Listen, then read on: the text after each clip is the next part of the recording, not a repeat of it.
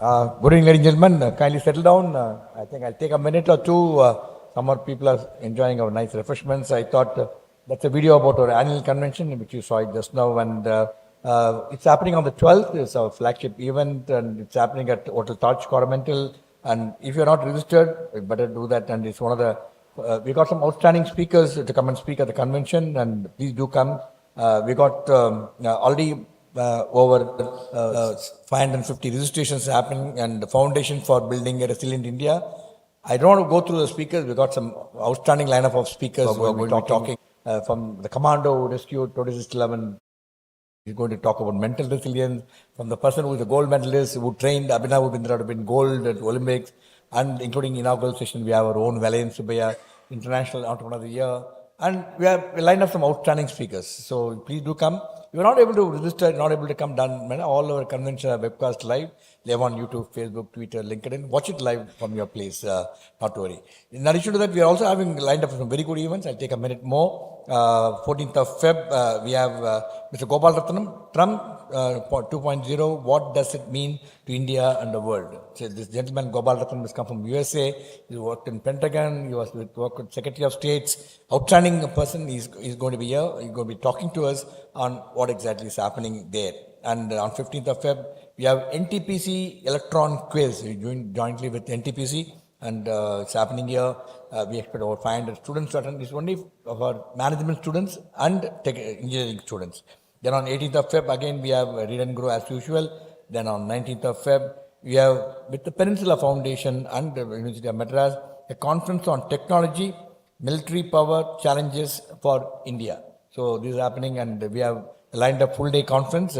Then on 28th, discussion on coaching your leaders, the roadmap to the organization. We do a lot of coaching sessions in MMA because that is the one which resonates with a lot of our members, and they really look forward to this. And Ganesh Shella, you all know, it's a great HR professional, author, co-founder, and the chief solution architect. Along with him, we got Ajay Soni, a chief learning and learning development officer Madhya Birla Group from Mumbai is coming, and Archana Edward Mathavan, author and the CFI.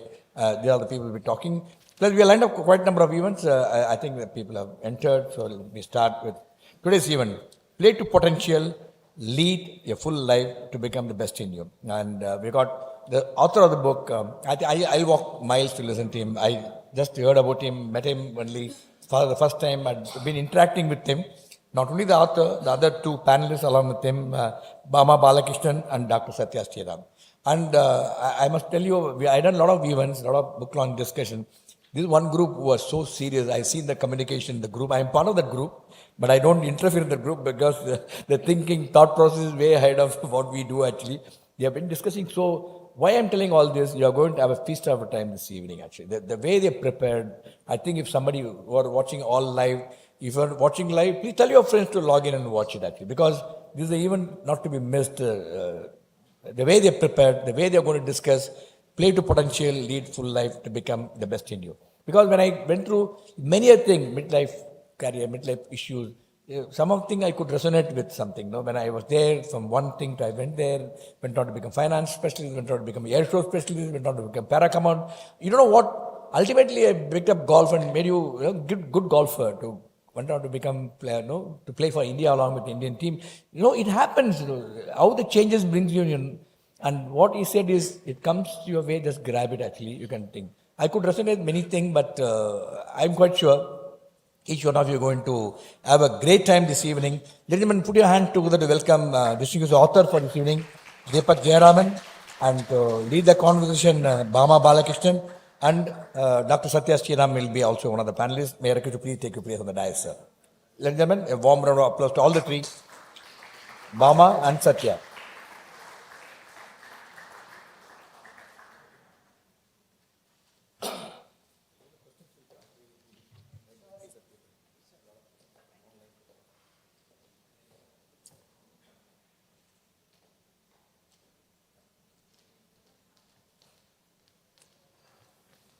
Actually, let me tell you about the format of the session. Is after that launch, and Bama will be leading the conversation. All the viewers watching the program live, and as usual, if you have any questions, the numbers there on the screen. Send your questions. My team will collate them, and they'll place it before distinguished speakers to respond to all your questions. And I only request you to address your question, what is relevant to the theme, related to your potential, something relevant to Mr. Deepak. Before I request the Bama Balakrishnan to take over, and before you also launch the book, may I have the AV of all the three distinguished speakers for this evening, please.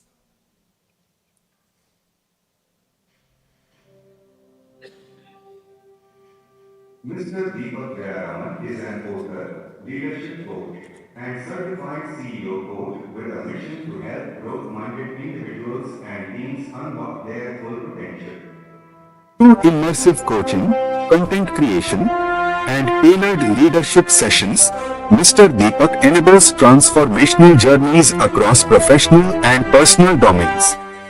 An alumnus of IIT Madras, IIM Ahmedabad, and London Business School, Mr. Deepak blends insights from his experiences at McKinsey, Eaton's 100, and leadership development to guide his clients.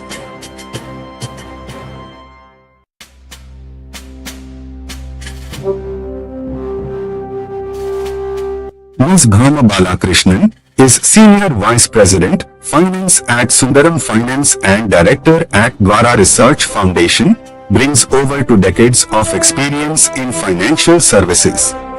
Ms. Bama serves as an advisor to Swadha Foundation and is part of SVP India's Chennai chapter. Previously, she held leadership roles at Northern Arc and ICICI Bank. An IIM Ahmedabad alumna and CFA registered trademark symbol charter holder, Ms. Bama is passionate about financial inclusion and impact investing.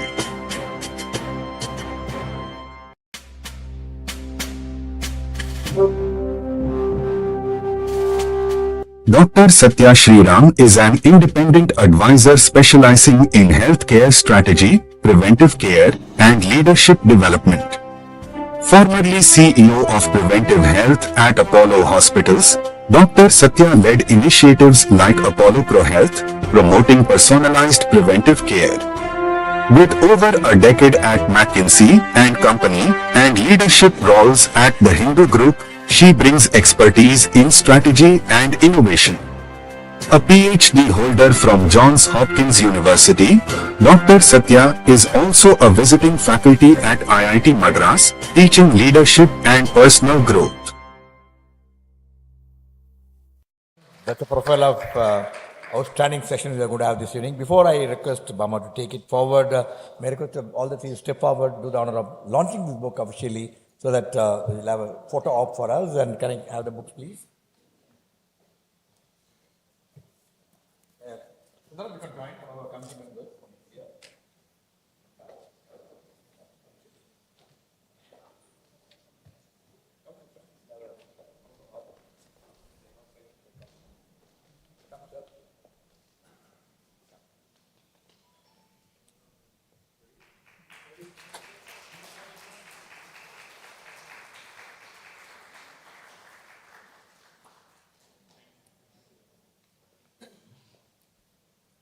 Ladies and gentlemen, the book is available outside, and I can really assure you, at the end of the session, you better go and rush and get you a copy of the book. This is one outstanding book which I firmly believe you must have a copy of that.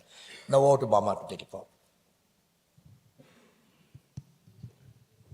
Thank you. Firstly, thanks a lot to each and every one of you for having made the effort to be here this evening. And thanks a lot to the Madras Management Association for hosting this event, and Group Captain Vijay Kumar, particular thanks to you and your team for creating the occasion. I think it's not often that you get the pleasure and privilege of speaking to a dear friend on stage, and that's Deepak for me. Known him for over about 2 decades, and it's wonderful to be here discussing his new book with him. And Sathya and I met roughly over maybe fortnight ago, but feel like we've already known each other for many years, just simply because of, I would say, the number of parallels in terms of the journeys that we've had, and I'm looking forward to having her speak about some of them as well. And to use a word that Deepak kind of brought in, what we're hoping to do is a little bit of a jugalbandi between the two of them. Right, with Deepak speaking about the book, about the whys and the whats and some of the core concepts in the book. And, requesting Sathya to kind of jump in with some of her, I would say, points of inflection in her journey and how she's made various decisions and to kind of bring to life some of the concepts that we have in the book as well. So just to kick this off and maybe warm up, Deepak, it would be great if you tell us about your podcast. For those of you who don't know yet, Deepak started a podcast called Play to Potential, named as the book is, and has interviewed over about 100 people from very diverse backgrounds, bringing to life a lot of insights which will help all of us. And of course, the why behind the book and what's the key message, what's the book about, who's it for? Thank you, Bama. Thank you, Sathya, for agreeing to participate in this. And thank you, Captain, for hosting us. And thank you all of you for making the time to be here on a Friday evening. So the Play to Potential podcast I started in 2016 when I left my previous role, literally Feb 1, and literally 9 years back when I left the job and set out on my own. The one thing I realized was there's no corporate L&D function that's going to take care of my growth. When you're in a company, there is a learning and development function that will put you through different training programs as you go through life. I realized that I had to architect that for myself. So in a way, the podcast journey is a journey of curiosity for me to say, how do I stay relevant? How do I grow? It started 3 questions. I was curious. When I left Egon, I used to be a recruitment consultant with a firm called Egon Zehnder for 6 years. Prior to that, I was with McKinsey. So the 2 questions I was curious about was how do people think about where to go and how to grow, right? And if we look at businesses, very often businesses have to think about where to play and how to win in the context of their business strategy. I felt those 2 questions mapped to where to go and how to grow. So I said, why don't I talk to people from different domains? We all talk about diversity of thought. So I said, let me try and bring diversity of thought. And initially, some of the conversations were with corporate leaders in India, men and women. Then I reached out to some of the thinkers in the US in places like Harvard, Wharton, Kellogg, etc.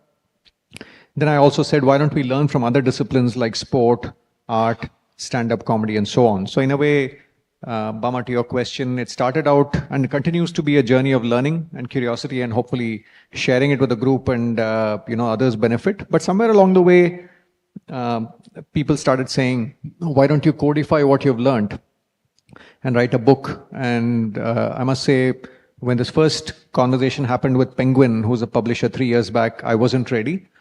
But I went for my undergrad reunion and some of my friends started telling me, where's the book? Where's the book? So somewhere along the way, I've also realized that sometimes the world sees you better than you see yourself. So when I got this nudge, I said, maybe there is a book waiting to be written. And there's a gentleman called Prakash Iyer, who's written many books. He's also a fellow IMA alumnus. He nudged me to write a book and reintroduced me to Penguin. And in a way, that's how the journey of the book started.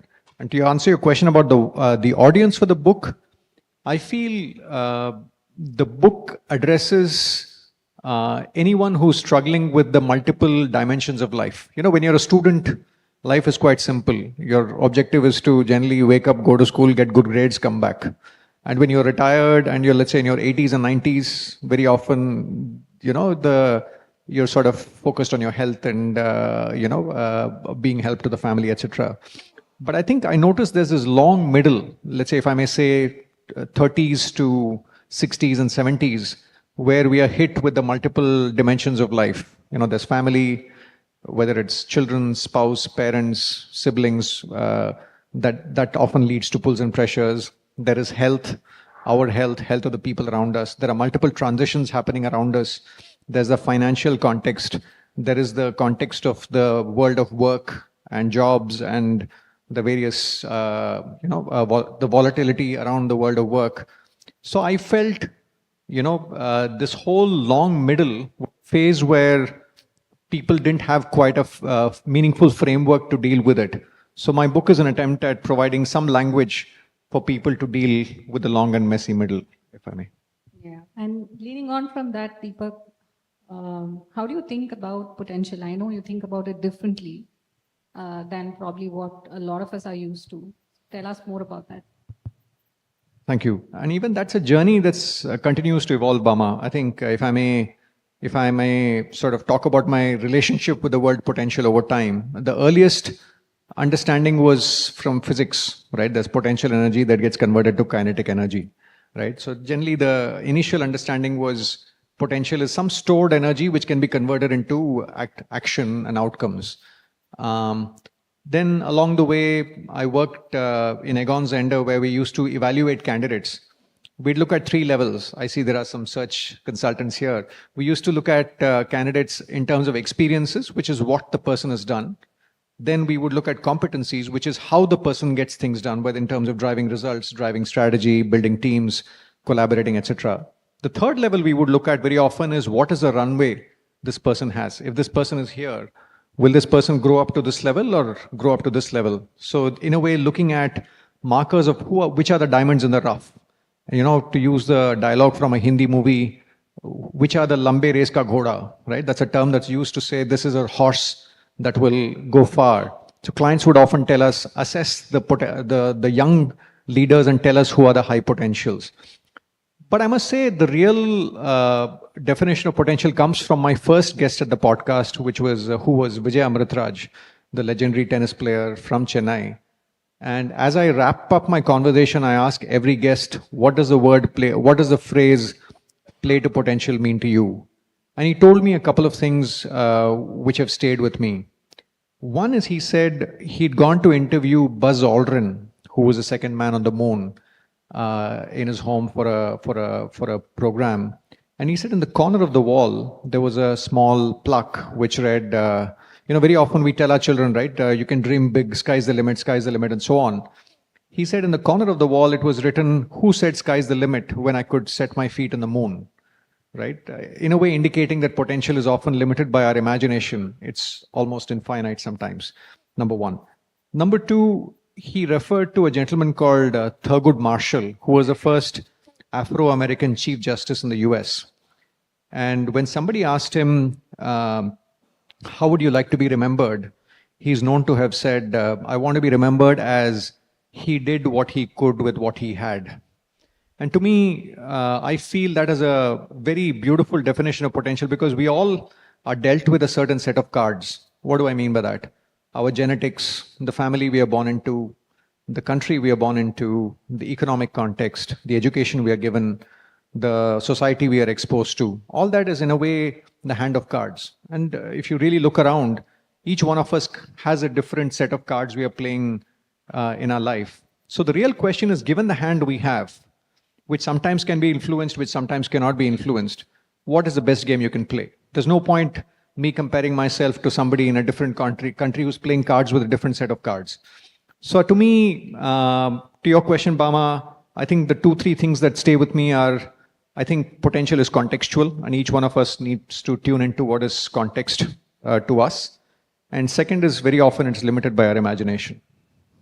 Very true. And I think if I can add one more dimension to that, at least I would say until maybe a decade or so ago, this was mostly a word that was understood in the context of professional or intellectual achievements.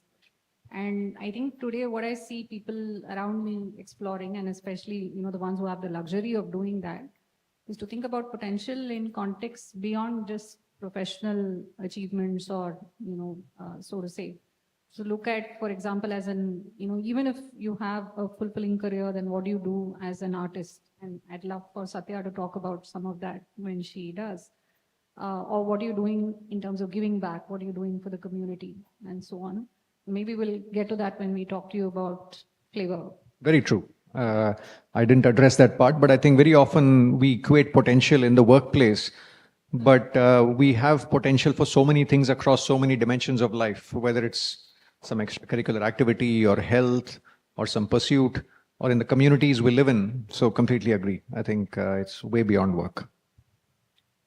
Sathya, I think a lot of what you've done would resonate with, I think, different people in the audience today.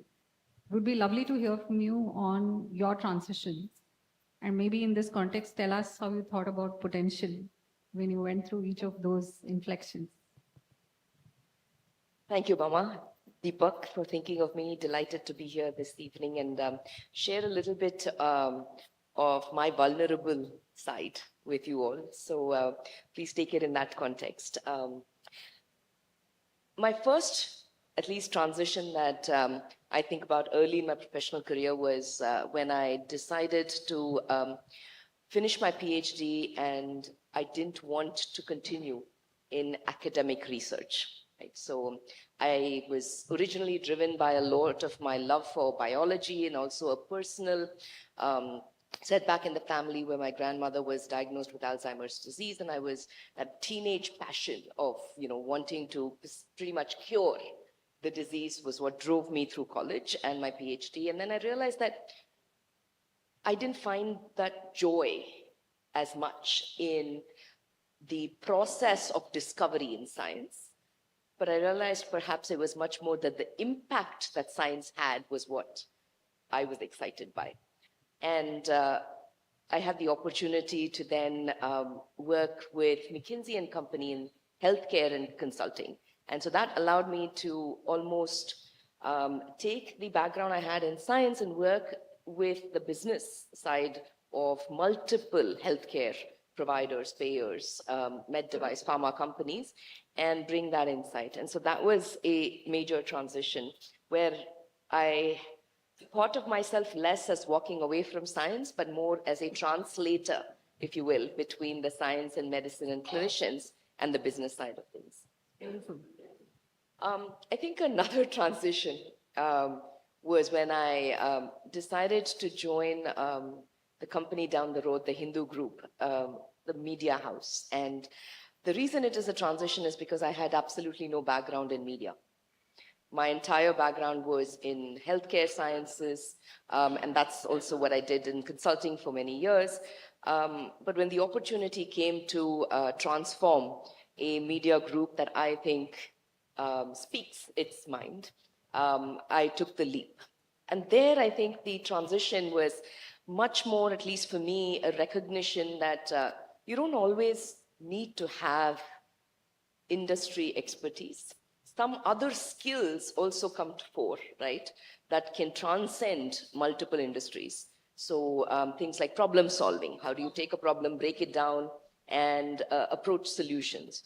How do you bring different kinds of people to the table and get them to actually work together and collaborate? How do you bring a fresh perspective, new ways of thinking that may not have happened in that industry? But it's important also, I think, to balance that out with the wisdom that that industry has gained and that company has gained. And so finding a way to find that balance. Make it contextual. And make it contextual, right? So used a lot of sort of my ignorance, if you will, to ask curious questions, understand why, and built that expertise quickly to be able to then bring the other skills that I picked up over time. So these are a couple of transitions, Bama. Hopefully that answered your question. Sounds fantastic. We'll speak a little bit more about your chrysalis time later as we chat. Any thoughts on that, Deepak? I think maybe just reflecting on that, very often I've noticed when we take stock of who we are when during transitions, I notice that we often look at it narrowly. For example, in my case, when I was leaving McKinsey and figuring out what next, I always thought of myself as a problem solver, as a consultant, etc., and I was evaluating traditional pathways. But I think, as you rightly said, very often thinking of ourselves in slightly wider terms. One of the terms I use in my coaching work is don't wear your identity too tightly. I ask people to take your identity a little lightly because very often we are, especially in a country like India, we associate very strongly with our identities. I'm an accountant, I'm an engineer, I'm a consultant, and so on. And very often this becomes a cage which limits the world of possibilities. But if we can sort of be a little more open-ended about it to say, I'm good at solving problems, or I understand numbers better, rather than saying I'm an accountant. So if you can take the strength from that identity, rather than being caged by the identity, it often opens up a world of opportunity. That's the only thing that emerges. That's a great insight. Yeah. And I think maybe referring back to what Group Captain was speaking about briefly in his initial comments, I think with longer lifespans, therefore longer careers, how do you think transitions are transitioning in that sense? How is it changing, for a lot of us in this room as we speak? And maybe for the youngsters, it's going to look very different in a couple of decades. True. Actually, I had an opportunity to make a presentation to the 12th standard students of Padma Seshadri. I see some of my friends here, and Bama is a fellow PSBB alum as well. And one of the slides there, I remember saying, my father was in one job. He worked with a bank called Indian Bank and worked there for 40 years. My father-in-law was in the Indian Army for 35 years. So the metaphor is a motorway. You're on the motorway, you drive, right? And if you want to win or do well in a long race on a straight road, I feel the auto component that matters is the engine, right? Now, I think if we look at our generation, maybe we'll make if I look at career transitions for a minute, not counting the other transitions, we'll probably make 3, 4, 5, 6 transitions or as a median, a few branches in the road. But if I look at the world that, let's say today's teenagers and today's people are growing into, I feel it looks much more like a maze, much more like a road with many twists and turns than the motorway maybe a few decades back. So I feel the auto component which becomes relevant, if I use the metaphor of an automobile, is the steering wheel. Of course the engine is important, but having the best engine is not going to win you the race. You're going to end up crashing somewhere. And what do I mean by a steering wheel? I feel self-awareness, right? I think we all talk about volatility, VUCA, BANI, and many other abbreviations which talk about the chaos in the world. But I think the one thing I've discovered is as the world gets more and more volatile and chaotic, I think it calls for greater and greater internal stillness. So if I look at one big paradigm shift, of course, you can argue self-awareness has always been important, but I think it's 10x more important in a world with abundance of options and many moving parts. And I think if I may refer the work of a gentleman called Barry Schwartz, he's written a book called Paradox of Choice. And the crux of the insight in the book is he says in a world of abundant options, you would think consumers are happier. If I take the example of entertainment, when a lot of us were growing up, Doordarshan was the only channel. 10 o'clock Sunday, we had, the ritual in our home was onion sambar, rice and potato curry and Mahabharat on TV, right? That was sort of the Sunday ritual. But the point is today we have multiple, at least 400, 500 channels. We have OTT platforms. We have WhatsApp, YouTube, TikTok. There are millions of channels. Now, I'm not necessarily sure if consumers are happier today than they were 30 years back. And Barry Schwartz says that in a world where there's abundance of choice, two things happen. One is decision-making becomes complex. And two, there is huge FOMO. Because if there are 1,000 choices and you make one choice, you're wondering, did I miss out any of the other 999 things I could have done?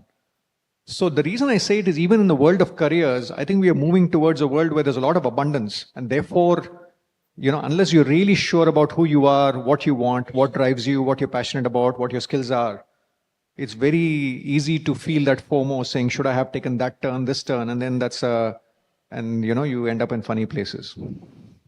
Absolutely. I want to pick up on one thing that Sathya spoke about in her initial comments, that as she made these different transitions, and correct me if I got it wrong, I think there were triggers at different points in time which were different things. So maybe once it was, I don't like what I'm doing as much as I thought I did, and then you had to find the nuance in that. Maybe it was a different reason another time. But I think in many cases, a lot of us are forced to, in some sense, choose to. Sometimes we're forced to, sometimes we choose to go from being the best at what we're doing currently to maybe getting onto, to use I would say, popular phrase, the bottom of the next S curve and working our way up there, right? And if you don't do it for yourself, the chances are very high that somebody is going to come and disrupt it for you, and then you're forced to do that. So I think that's, again, become a reality for a lot of us.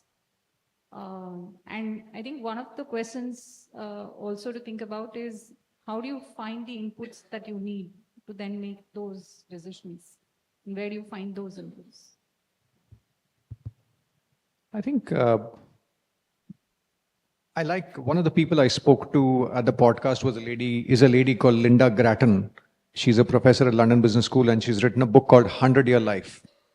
And she says, very often, for a long time we spoke about thinking of yourself as the letter T, right? You go deep in one subject and then you have a horizontal line which basically says that you can apply the depth. For example, healthcare, you can apply it in media, you can apply it in a hospital, you can apply it in a different context, etc. She says, as we move forward, it's going to look more like a pie, the symbol pi. I mean, to extend that metaphor, at some stage it will start looking like a caterpillar with many legs. But for a minute, let's take the symbol pi. But I think the interesting nuance, borderline nerdy nuance is, she said, if you look at the symbol pi, one leg is straight and the other leg is a little curved. So in a way, her point is that that straight leg is your depth and the other leg is a curve that you're slowly building as you pivot. So don't stand on one leg, but have a couple of legs. And to illustrate it with a real life example, I had the opportunity to talk to Amish Tripathi, the well-known author. Now, not many of you might know that he's an IIM Calcutta alumnus. And he started his journey in a company called IDBI. He worked there for several years and he was actually the senior management team. But somehow he wasn't sort of deriving joy in that journey. And right from his childhood, there was a passion for mythology. He would say that over the dinner table, we would talk about the various characters in mythology, etc. So he said, and his point was, I come from a middle class family. I don't have the luxury of quitting everything and suddenly starting writing. So he said, the remaining 10% of my time or 20% of my time, I would write. And I published my first book. I published my second book. When the royalty check became higher than the paycheck is when he quit. So to your question, Bama, I think we all, again, the answer is contextual. We all need to find a way of maybe growing that tree in the shadows for some time and make space for it. And maybe, in some cases it remains a passion or a side hobby for a long time. In some cases that grows and gains critical mass in a way that becomes the leg on which the pie shifts, if that makes sense. Makes a lot of sense. I think staying on the question of transitions, a few things to double click on yours.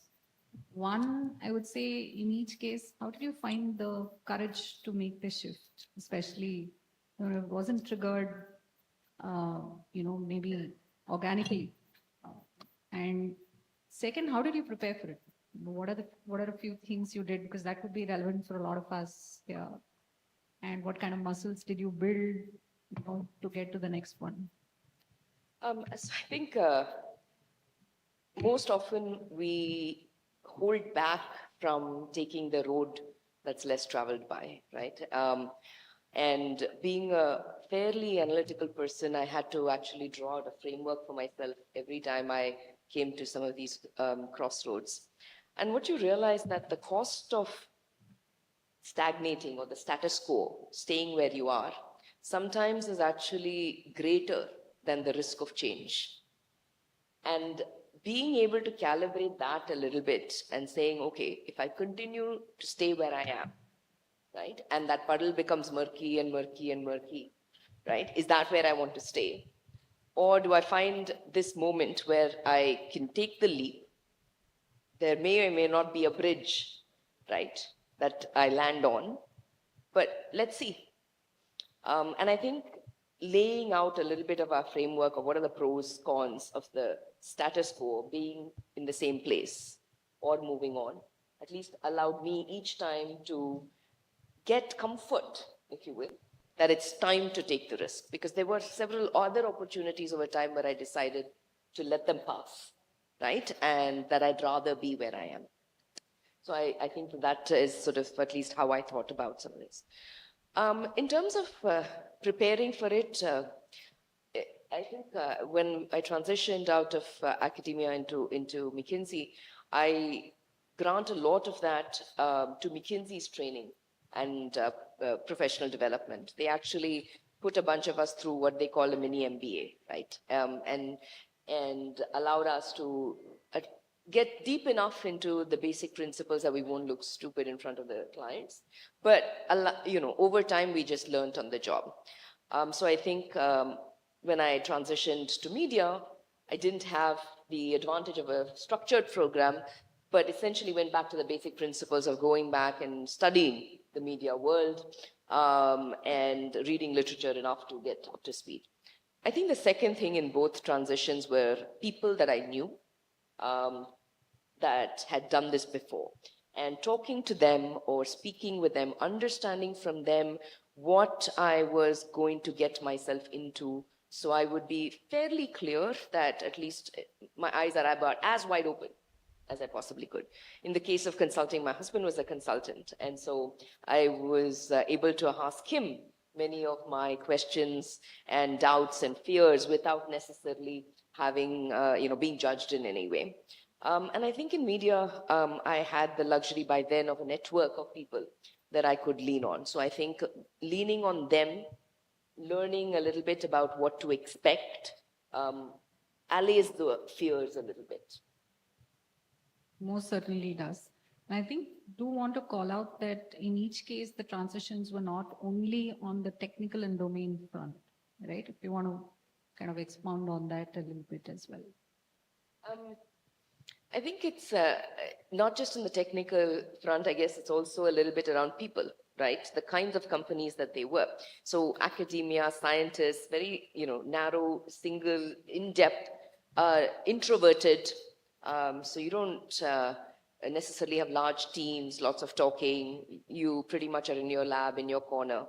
And then going from that to McKinsey, it's a global MNC. Lots of positioning of yourself, lots of being in large teams and meeting new people and just picking up, right, and being able to get by on that front. I think that was one context. And then from the global MNC to a promoter-driven, non-listed company in the city here, very different. The profile and demographic of the people that we're working with are very different. And so that required a lot of patience with myself, right, as I learned to navigate through that. If I may just make a couple of wider observations. I think the one thing I would say is when I look at transitions from a mental model perspective, a lot of us are used to the trapeze. If you remember circus, very often the circus artist holds on to the next trapeze before lets go of the current one, right? This sort of, if you imagine someone like a Tarzan going from one branch of a tree to another. But very often I find that I used to be a recruitment consultant earlier, right? I think very often candidates would come and say, I have this job and this job. What should I choose? And I would say, are you sure these are the only two choices you have? Maybe there is something else that makes more sense for you. The point I'm making is very often in senior leadership roles, one needs to take a pause and, see what else is out there. Because very often I find that if we look for options from where we are, we might be restricting ourselves to the world of possibilities, right? So I think that's just one empirical observation I've made. People who've made real breakthroughs often have made it. One of our classmates, Bama and my classmates, is a gentleman called Sumit Mehta. He runs a unicorn which works with schools, providing, let's say, low-income schools, and provides them sort of the technology backbone for them to deliver high-quality education. Today, it's sort of valued around $1 billion. But he was a mid-management leader in Procter & Gamble in Singapore. At some point, he said, somehow I feel I'm not making a difference, comes back, takes a break for 6 months, and then says, this is the problem I want to solve, and then slowly starts building it. So when I look around, sometimes I find people hesitate to take that leap. And I think we alluded to it briefly. There's a lovely scene in the movie Indiana Jones on the Last Crusade, where Harrison Ford has to cross a chasm to get sort of medicines for Sean Connery, who's sort of dying. And there the paradox is, he needs to have belief and take that leap, only then the bridge appears. So even in transitions at senior levels, while it might be frightening to let go of your job, very often, as you said, Sathya, we all have networks, we have some savings, So if we can be candid about our context, very often all of us can afford to take a sabbatical, and then that often opens up the world of opportunity. I would totally agree. I think personally, I've been through two transitions, and ironically enough, the second one, which I went through much later in life with a much bigger safety net and potentially a lot less to worry about, was the harder one to do. And I think, it's a lot about preparing yourself, as Sathya said, and maybe work on a framework that makes sense to you. But switching gears, Deepak, it'd be great to get to the crux, or what I think is the crux of your book, where you speak about in all these journeys and transitions, maybe we're all looking for our ikigai, but we need a map to get there.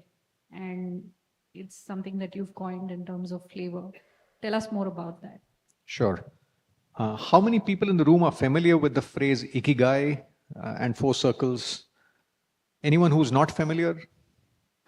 Okay.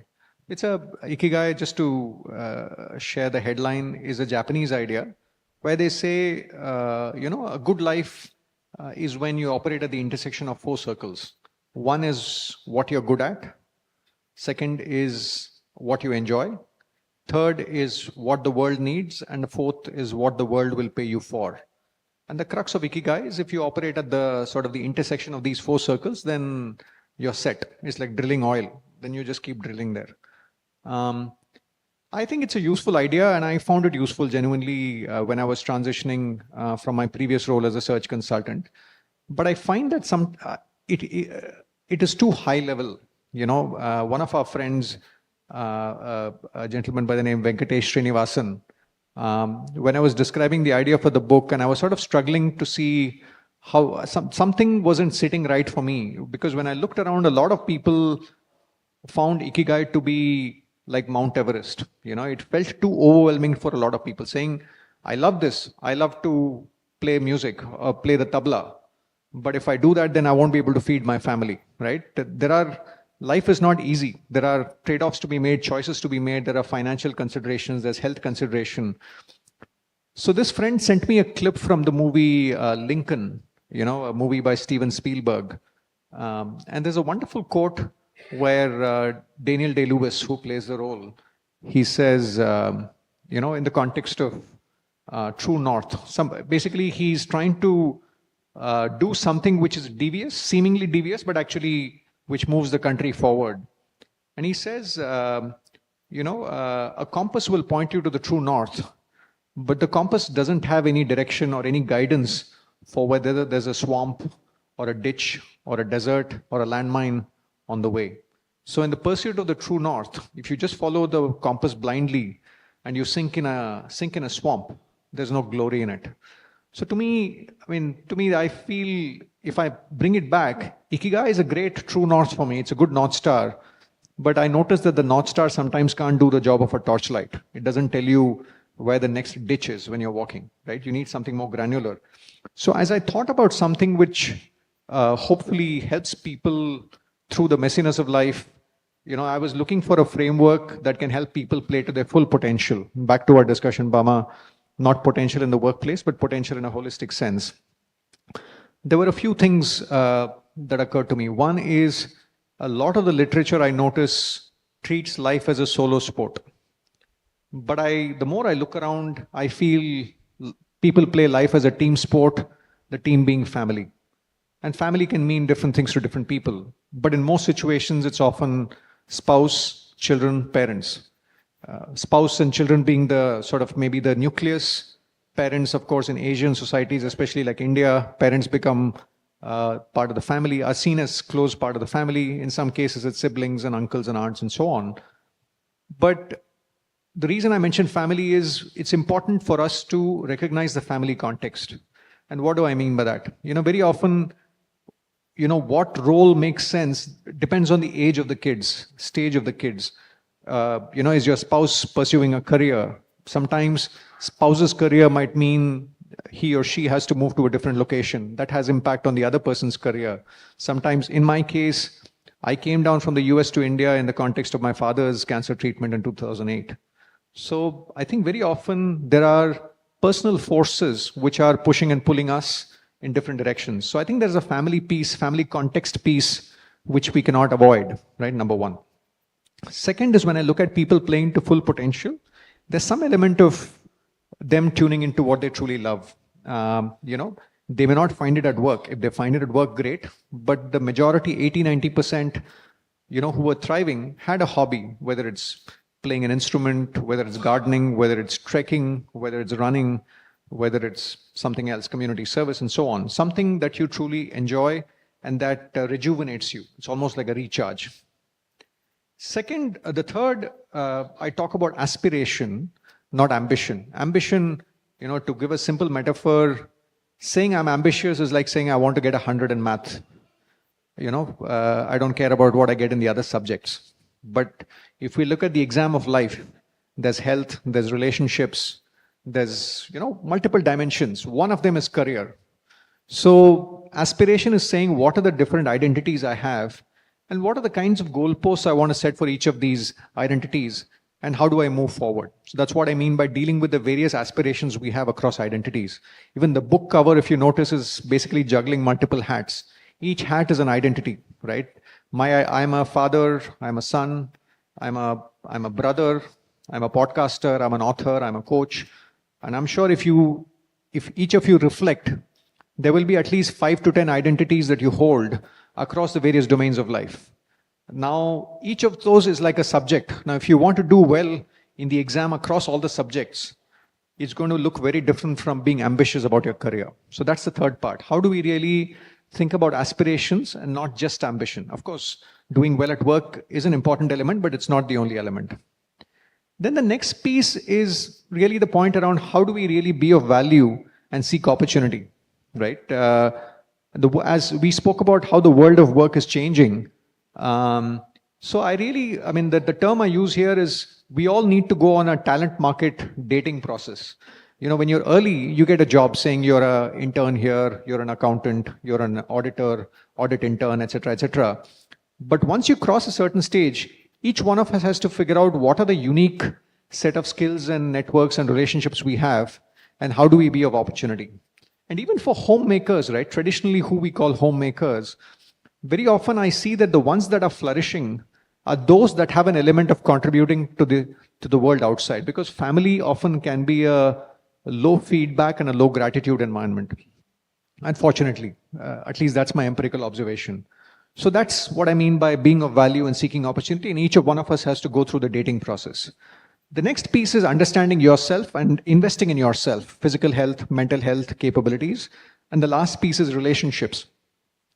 And relationships is not just friends and so on, but really, if we can sort of think wider in terms of the people that we want to connect with, very often I find relationships not only bring us happiness and joy, but they also are a pathway to new opportunities. I think Sathya alluded to it. So the word that was emerging for me was flavor: family, love, aspiration, value and opportunity, investing in yourself, and relationships. And think of it like a clock, as a circle, not as a straight line.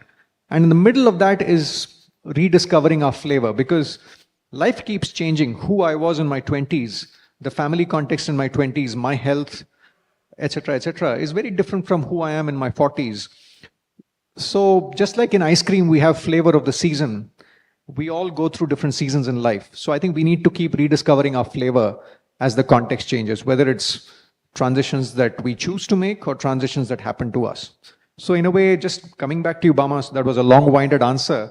But Ikigai, the limited point I want to make, is useful, but I find it useful at the 30,000 feet level.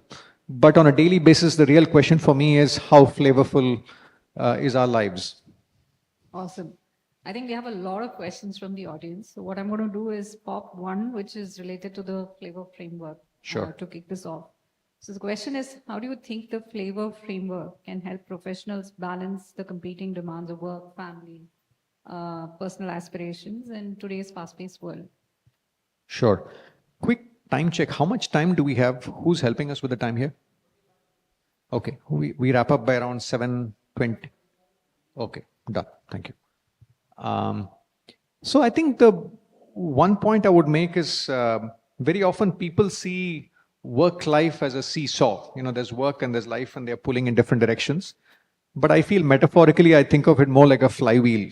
In the sense, can we do a set of things which energize us to sort of show up better at work?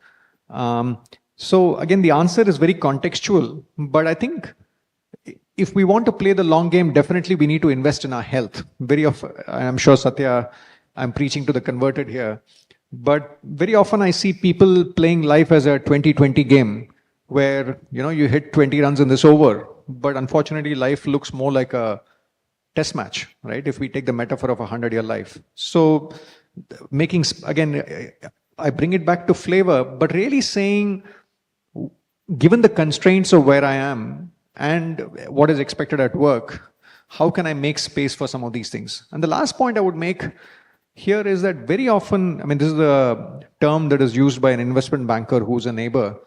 He said, very often we stay late at work, not to service the client, but to service our insecurity. And that quote stayed with me because very often, you can get to a good enough outcome by working, I don't know, 50, 60 or hours, whatever. But a certain group of people that work 90 hours and 100 hours, he who shall not be named, I find that very often it doesn't come from a place of adding value to the client, but because of either the fear factor in the company or the culture or something else. So that's my limited take on it. And I think there's a organization culture piece to this as well, right? While the core audience of the book is individual leaders and how they can change, I think in a way my hope is some of these people will hopefully set a culture which provides the right climate for people to lead a flavorful life. Sathya, you want to say something there? I think the balance that we talk about work-life is fairly elusive, right? And I think to think about the balance not at a point in time, but over life is the only way to get through it. Couldn't agree more. There are a couple of questions for you, Sathya, which are around the concept of passion and purpose and balancing that. So I'm going to read them both out. Maybe you can respond to them together. Aishwarya says, Deepak argues that purpose is often discovered along the journey. How do you think individuals can stay open to this discovery while managing their daily responsibilities? And there's a related question from Dinesh who says, passion and purpose are often romanticized in self-help literature. Very true. How can individuals strike a balance between pursuing their passions and ensuring financial, emotional stability in the long run? I'm going to actually take a leaf out of your book, if I may, Deepak, to answer this. I agree fully that passion, purpose, all of these words are fairly romanticized, right? And I remember being in my 20s, even up to through my 30s, very worried that I hadn't found my passion. And I would be almost petrified that somebody would ask me this question, right? What is your passion? Have you found your purpose? And often I would have to, be honest and say, sorry, not yet.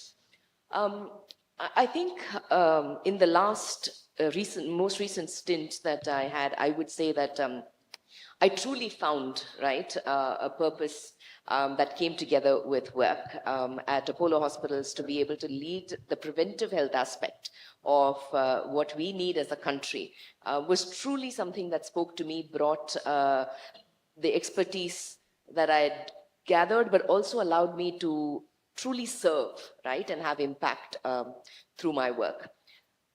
I think most of the times you pick up on these things and many other passions along the way, right?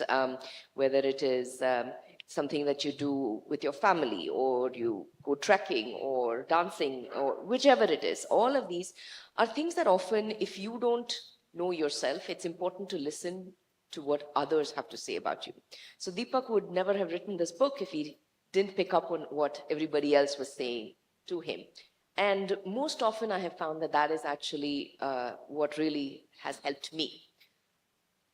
I think we all get consumed in our own day-to-day life, just like in our own operating roles, we get consumed in our day-to-day, right? What needs to be done today for meeting the quarter's targets.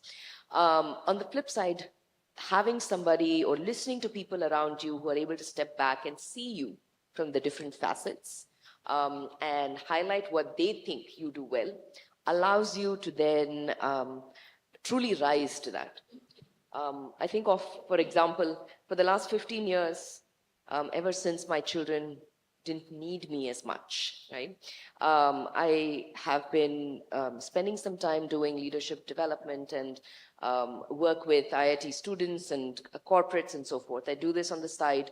It's not something that I've brought on mainstream, but I've always enjoyed it. And the only reason I continue to do it, even though it feels like it's one more thing that I have to do, is because I've often walked away when people said to me, we really enjoyed it. Will you come back again? Right? And for me, that was something that I heard time and again. And the only reason I continue to do this, even during my break time. Awesome. And can I just build on that? I think the other thing I've learned about these kinds of transitions or these kind of pursuits, it comes from a lady called Herminia Ibarra. She says that sometimes you need to act your way into these things rather than think your way. So like what I liked about what you said, Sathya, was experientially you enjoy it. And people, of course, see value in it. Sometimes in transitions or even other times, we romanticize the notion of, oh, maybe I should do this because it looks cool. For example, Nandan Nilekani was on the podcast. And he spoke about, he moved from Infosys to Aadhaar. He spoke about that transition. Then he said, Aadhaar, I drove through the Rajya Sabha. I wanted to move to Lok Sabha so that I felt I had a standing. Rajya Sabha felt like somebody was doing me a favor. I wanted to win a seat and have a seat on the table on my terms. And he lost that Lok Sabha election. And he said, when I contested that election, I realized that politics is a B2C business. I'm a B2B leader.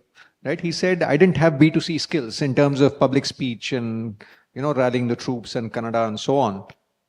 And the point I'm making is only when he went through that journey did he realize that that did not make sense and he came back to being a tech-driven evangelist and so on. So to your point, Sathya, I think sometimes we overestimate the head and underestimate the heart as we go through a journey. So one of the things I discuss in the book is how do we really cultivate the heart muscle and start tuning into how we feel as we do a bunch of things.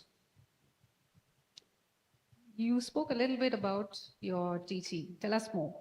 And tell us more about how you created that sense of family, community around yourself to, I think, Deepak's flavor framework. Tell us about that a little bit. Okay, so the teaching aspect has just sort of evolved, something that I acted more rather than thought about. A lot of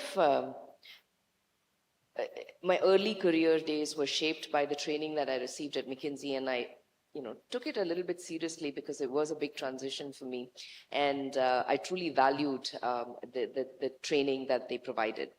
And as I started to incorporate some of those things into my own life, I felt like there was value that I was able to share at home with my husband and my family, as well as with others, right? So for example, when I was pregnant with my first child, and trust me, I've had transitions beyond the professional as well, right? As a daughter-in-law, as a mother of one, mother of two, children that don't need you, right? And so forth. But when I was pregnant with my first, I didn't want to travel as much. And so I actually, for a couple of months, McKinsey said, why don't you help us with recruiting? And I was like, recruiting, really? Okay, fine, I will do this. And then I said, all right, let's make this fun.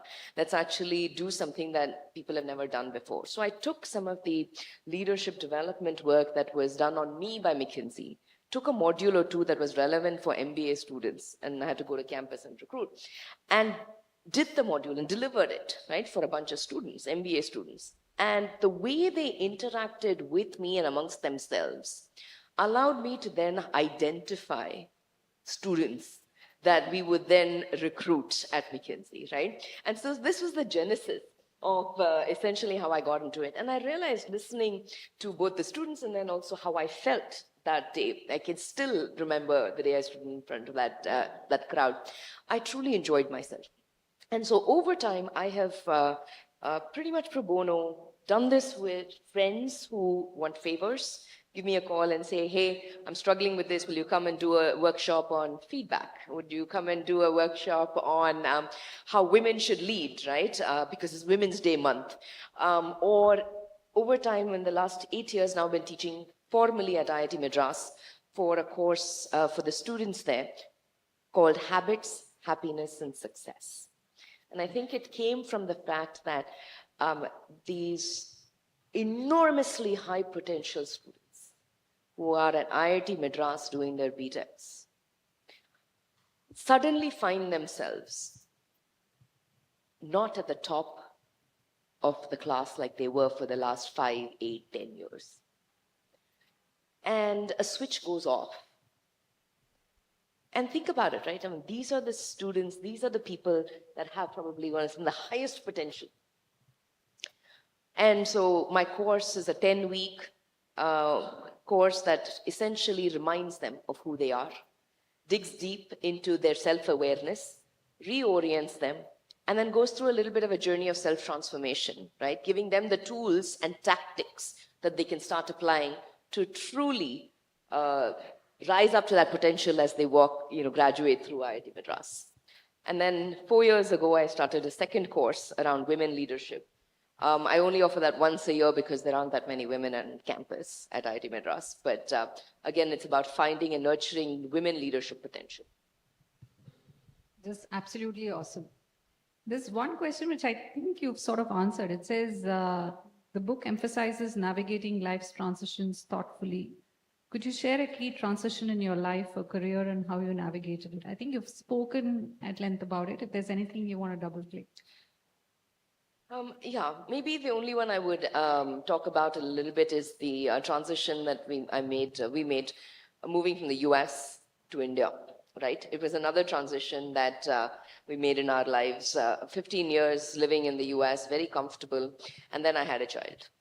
And so at that point, we suddenly realized the value of family. At least until that point, it was pretty much very high self-orientation. But when this child came into our lives, completely changed who we were and what we valued. And so Sriram, my husband, and I had a chat, and thankfully he was also aligned, and we decided after we met a certain financial goal that we were ready to move back. And we moved back to Madras. It was going to be Madras or Bangalore because that's where family was. We were very clear that it had to be here. Delhi, Bombay did not count, even though they were in the same country, because we might as well be in New York. And so it was Chennai or Bangalore, and he's a Madras boy, so there could not be any other place. But thankfully now we have been in Madras 15 years. Our children have grown up amongst a village of grandparents, extended grandparents, and it's been true joy. So I think that was almost like a little bit of a rubber band we had to, Band-Aid that we had to, rip off. Two questions to you, Deepak, and I think they relate to each other, so I'm going to club them. The first one says, in many cultures, family plays a significant role in personal growth. And how can individuals better integrate family dynamics into their journey towards realizing their potential?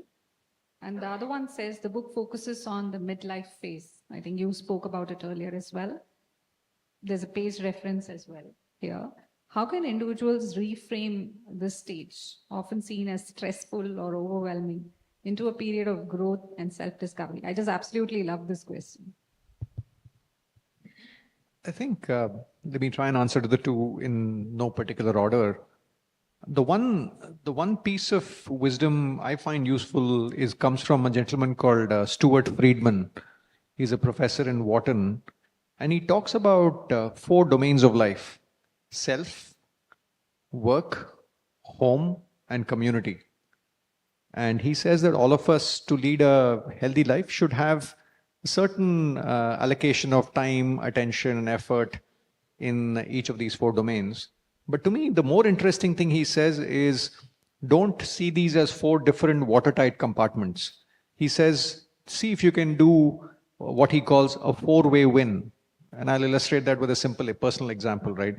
A few years back, when I was trying to become fitter, I decided to sign up for the Mumbai Half Marathon. For that, I had to raise funds for a not-for-profit. I decided to raise funds for an organization called Salam Bombay Foundation, which works with children that have tobacco addiction. So I happened to raise a reasonable chunk of funds for them, and I ended up being one of the highest fundraisers for them. And in the process, since I was training for a marathon, I said a lot of people around me at my workplace were also not so fit. I said, why don't we make this fun and gamify it and make it as a team activity and sort of do something. And there's another company called Stepathlon, which does these steps counting, etc. So we had a set of games where we would count the number of steps people are walking, and some more people signed up for the marathon. Because I was one of the highest fundraisers for this not-for-profit, their brand ambassador is a Bollywood singer, a gentleman called Shan. Some of you might have heard Shan. So they said, since you are one of the top fundraisers, why don't you are eligible, the top two fundraisers are eligible to come and record a few songs in his studio in Bandra in Bombay. So I decided to take my 2-year-old daughter, my wife, my sister, and we went and recorded. There's a Bollywood song called "It's the Time to Disco," which Shan has sung, and my daughter sang the song "Edelweiss" from the movie Sound of Music, and I strummed the guitar. The reason I mention it is when I look back, through this process, I got fitter and I invested in myself. I was able to involve colleagues at work, and I think it improved the culture at work. I felt I was able to do something with my family, home, and I felt I was able to do something for the community, which is raise funds for Salam Bombay Foundation. So I think if we look around in our journeys, I think we can find pursuits through which we can address multiple things with one go rather than doing 4 different things. Finally, time is finite. I realize that there are constraints on time, but I feel that there are these, to use the words of Stuart Friedman, if we can find 4-way wins, 3-way wins, I think we can get much more done with the limited time we have. That's sort of one thought that comes to mind. What was the other question? Sorry, I'm not sure if I've answered both the questions. Midlife. Reframe the stage, right? I think you're right. Again, midlife crisis, very often when we say midlife and dash and ask people to finish that phrase, crisis is the word that comes to mind, right? And I think it is messy, but I think, Sathya, you alluded to it as well. I think a key part is bringing your family in. Very often I find that we try to fight it alone. For example, when I was trying to move from my previous job, Egon Zender, to what I do now, there was a real question about whether what I do now would be commercially sustainable. And it was a real question. I was in a reasonably well-paying job. So the question everybody around me, which was a fair question, was asking was, are you sure you want to leave because you're not enjoying it and you're not giving balance? Because you're leaving a reasonably lucrative career pathway. And I think I would have to give credit to my wife, Kamini, who said, okay, let's do this for a period of time, 12 months, 18 months. In case this doesn't get commercial traction, you have enough goodwill to go back to a different career and get onto a different treadmill. So I think the limited point I would make here, Bama, is I think we try and fight these things alone, but I think if we can carry people along and maybe get the support of the family, I think it becomes a little more solvable. I also think, so personally, I've found some resources quite helpful. I think you do need to start thinking about yourself a little differently as well. So if you expect to succeed at 40, as you did at maybe 25, maybe that isn't the right thing, right? And I think that is something which is quite important. More recently, I also had the opportunity to read this book, From Strength to Strength, by Arthur Brooks, which I think is a fantastic read for anybody who wants to start thinking about the big transitions that happen potentially after 40, maybe, closer to 50 for some. But I think he lays out so beautifully the whole framework of, how do you start thinking about yourself differently, and what, to use a cliched phrase, what is the value that you bring to the table, or how to think about how do you define success for yourself. And I think a lot of navigating this phase is also about making peace with that. True. Right? If you want to feel more fulfilled for an extended period of time. There's one question for me, which I'm going to read out and try to answer, which says, the concept of life unfolding in seasons is intriguing. How do you think this perspective applies to building a career in a high-stakes, data-driven field like finance? I think my simple answer is, honestly, it's not very different, I think, from other fields. But building on what I just said, I think possibly the roles that you think about for yourself are different. And if I draw from my own experience, I think for me, the decade before my daughter was born was about, chasing probably a high-paced sort of corporate investment banking career where I didn't worry about the hours that I worked or the travel that I did, and so on. And after she came along, I started figuring out what I could do, which would sort of work better, both personally and professionally. And it so happened at that point that I was also looking for opportunities to work in impact. And I found a wonderful opportunity in Chennai. To Satya's point, it brought us back closer to family. That gave us the extended family and a small village to raise my daughter. At the same time, I got to do what I love and so on, and that was great. So that was one, I think, inflection point that I went to. But I had to adapt to the fact that I was working in a smaller organization with more ambiguity, perhaps, with the rush of building something new. And at the next point, when I was looking at an inflection, I had to again choose what kind of paced job I'm looking at and what exactly would inspire me at that stage. And I realized possibly working in a larger organization that believes in playing the long game, has values that are multi-decades old, and a lot, where I can learn and grow, something that resonated for me, right? So you probably have to tune in, to what both, I think, Deepak and Sathya have said. You have to tune in better to possibly your own thoughts and talk to a lot of people. I think in each of these transitions, to underscore what Sathya said, speaking to people, getting their perspectives was immensely valuable for me. But if anyone wants to speak specifically about the career choices in finance, I'm happy to speak offline.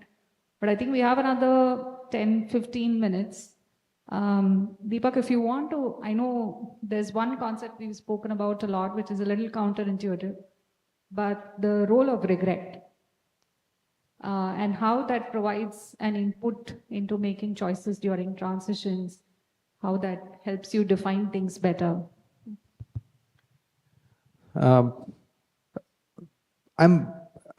I'm lucky to have spoken to a gentleman called Dan Pink, who's written a lovely book. He's written many books, but one of the books he's written is The Power of Regret.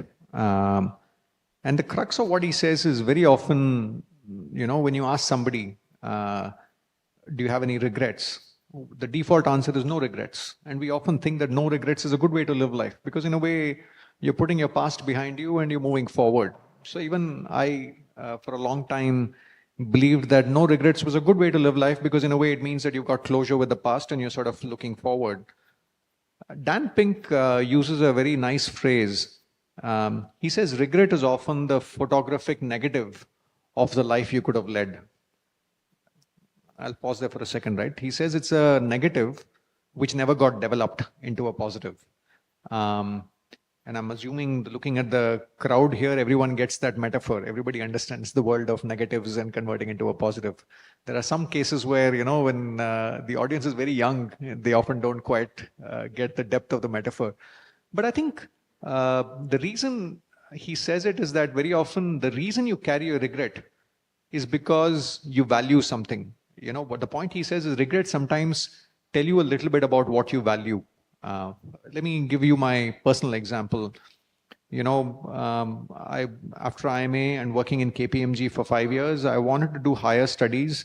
And initially I wanted to do a PhD. And I applied, I spoke to a bunch of people, and very quickly the feedback I got was, if you want to come back to a corporate career, a PhD is the wrong pathway. At least your starting point when you pursue a PhD should be that you want to become a professor somewhere. So, okay, I then applied to masters and got to London Business School, etc. But a part of me was always saying, I wish I'd done a PhD. Cut to today, literally 3-4 months back, somebody sent me a message on LinkedIn saying, I've been following your Play to Potential podcast. I said, thank you, blah, blah, blah. And generally one of the things when somebody sends a thank you note is I say, why do you like it? There are hundreds of other podcasts around. What do you like about this? And he says, I like the fact that you bring a researcher's mindset to the way you structure the podcast. So when I look back, I think, of course, we can all say hindsight is 20/20. But very often I find that, what we carry in our head sometimes manifests in a different way in something else we do.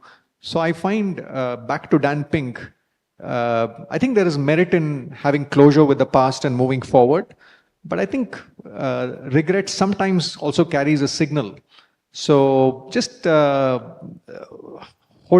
of reflecting on it lightly without turning it into sleepless nights, I think often can tell us a little bit about what we value. And sometimes it can give us a sense of the direction we need to take. Awesome. Any questions from the room? I'm sorry I didn't check because we have chits with questions, but I don't know. Maybe one or two questions from the audience and then we can close.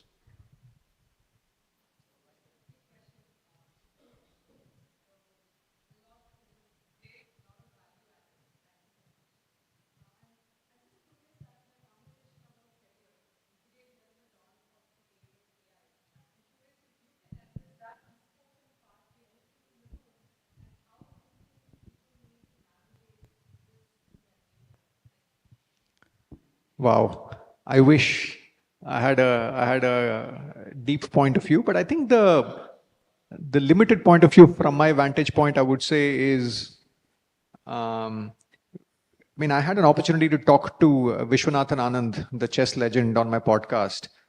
And I asked him the same question. In a world where machines are getting smarter, man versus machine, who do you think will win? And to me, he said, I don't think that's the right question to ask, man versus machine. The right question to ask is man plus machine on one side and man plus machine on the other side, who will win? Right? Because all of us have access to AI. So it's not as if AI is competing with us. So making it a little more practical, one of the inputs I got from my brother-in-law, who till recently was a leader at Xiaomi, the Chinese mobile company. He's clearly a lot more tech savvy. He said, you've done these 100 podcasts. What stops you from creating a bot which mines the wisdom from these 100 conversations? Let's say the play to potential bot, that somebody could just log in and say, I'm in this transition. How should I think about it? And that mines the wisdom of those conversations and then gives a point of view. I think it is a possibility. I haven't acted on it. But the limited point I'm making is whichever field we are in, whether we are a radiologist looking at scans or a coach or somebody else or a finance professional, I think there is an adjacency, or I think there is a co-pilot role it can play, which sort of makes that man plus machine or a woman plus machine that much smarter. So I'm sure AI is a deeper question about jobs, employability, etc. But the top of mind answer that emerges is that's like, to me, feels like the low-hanging fruit that all of us can look at. But welcome any other inputs. Yes, sir. So very quick question. So thanks Deepak, thanks Bama, and thank you Sathya, very insightful conversation. I just wanted to ask you, as a young professional who's navigating my career, like what has been the role of coaches and mentors, and how have you actively sought out mentors? Until I was in college, we have the supervisor, we have a college supervisor who's always guiding you step by step. But then when you're in your professional world, how what efforts did you make to reach out to mentors who would be with you over a longer period of time?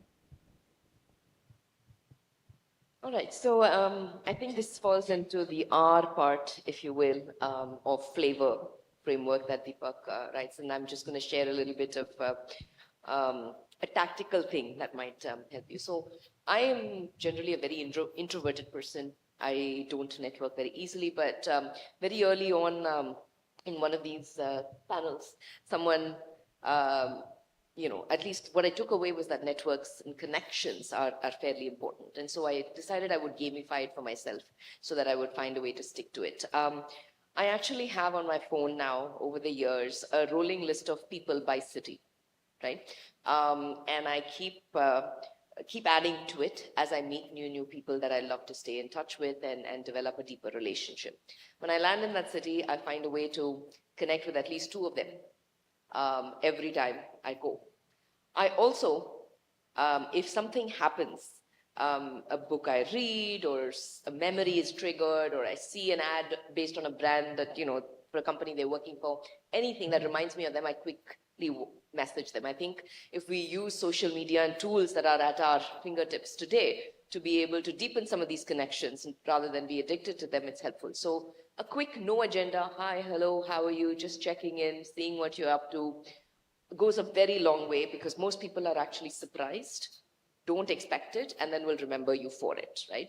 And I think sometimes these no agenda conversations, and I think the last thing I'd like to leave you with is I do have many mentor sponsors over, right, the years, but I don't think I've ever told them to their face, you are my mentor, right? And I think that's a relationship that evolves, that is reciprocal and mutual, and is simply a label we're giving for a very deep relationship.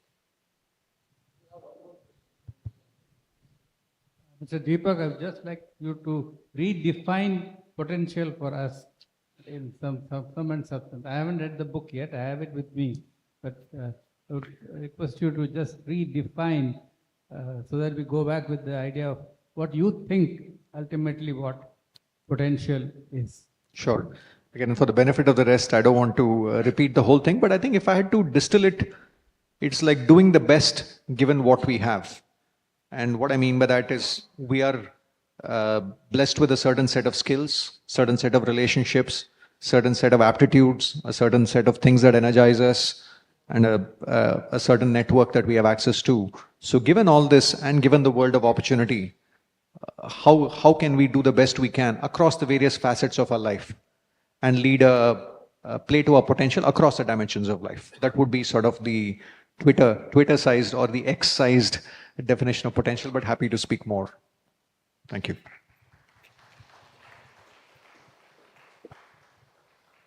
All right, I think we'll be around for a while if anyone wants to chat with Deepak, Sathya, ask us any questions. Thank you so much again. Thanks, Deepak, for coming. And Thank you. Thanks again to the MMA. Thanks a lot, Sathya, for being a great sport. And thank you everybody for coming today. So, ladies and gentlemen, I think all of us would agree with me, all of you would agree with me that we had a fabulous session. All those three on the stage that actually played to their potential. The topic is such that, maybe we could have continued for a couple of more hours because it affects all of us in our own lives in its own way. But anyway, we are limited by the time that we have today. So all that remains for us is to honor these gentlemen and the ladies who have come here all the way to enlighten us and also talk about the book. My request Mr. Sundaram, who is part of our committee, to join me on the stage to present them a memento. Sir, as a memento, we only present books here because we all have authors who would like to read our book, which is a book published by MMA, collection of 21 best articles of speeches in the last 10 years. I hope you'll all enjoy reading it.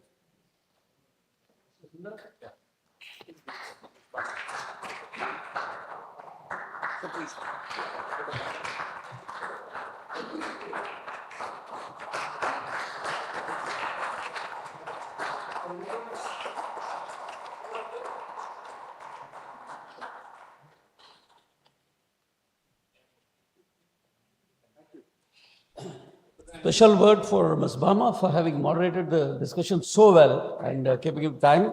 Here's a big round of applause. Thank you, ladies and gentlemen. Until we meet again, have a great evening. Good night.